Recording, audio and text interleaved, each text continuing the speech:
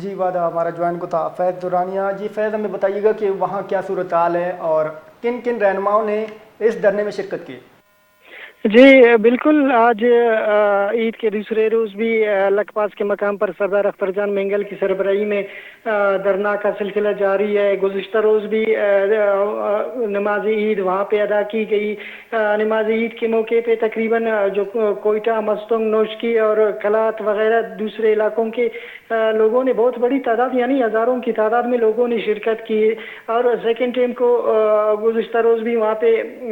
دھرنا میں خطاب کیا گیا تھا۔ اس دوران نیشنل پارٹی کے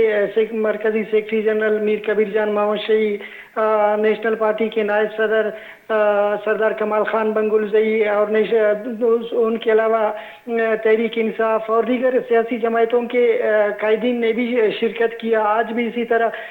دھرنے میں مختلف سیاسی پارٹیوں کے جو صوبائی قیادت ہے انہوں نے بھی شرکت کی۔ سردار اختر جان مینگل نے رات کو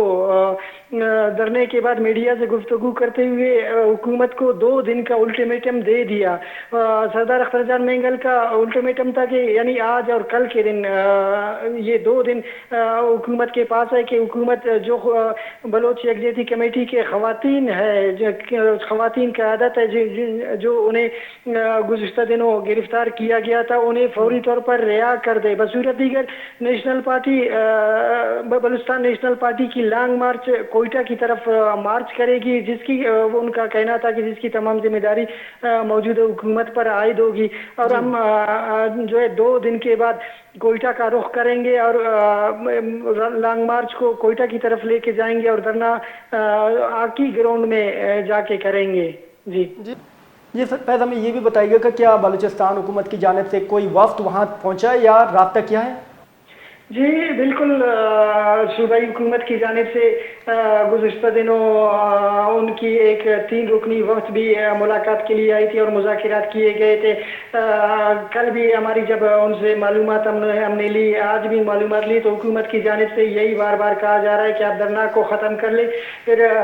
آگے چل کے مذاکرات کا سلسلہ جاری رکھیں گے، اور اس پہ جو معاملات ہے آگے چل کے ہم معاملات کو حل کریں گے۔ لیکن بلوچستان نیشنل پارٹی کی جو قیادت ہے وہ ایک ہی مطالبے پہ ڈٹی ہوئی ہے کہ جب تک ہمارے بلوچ خواتین یعنی ہماری خواتین ہمارے ننگ و ناموس ہے، اگر ہمارے خواتین کو جب تک رہا نہیں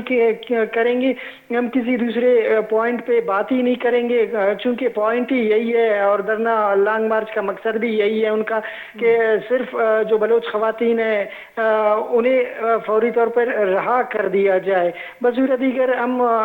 دھرنا کو نہ ختم کریں گے اور آگے کی طرف بھی ہم لانگ مارچ بھی کریں گے اور دھرنا کو کوئٹہ کی جانب بھی شفٹ کریں گے۔ جی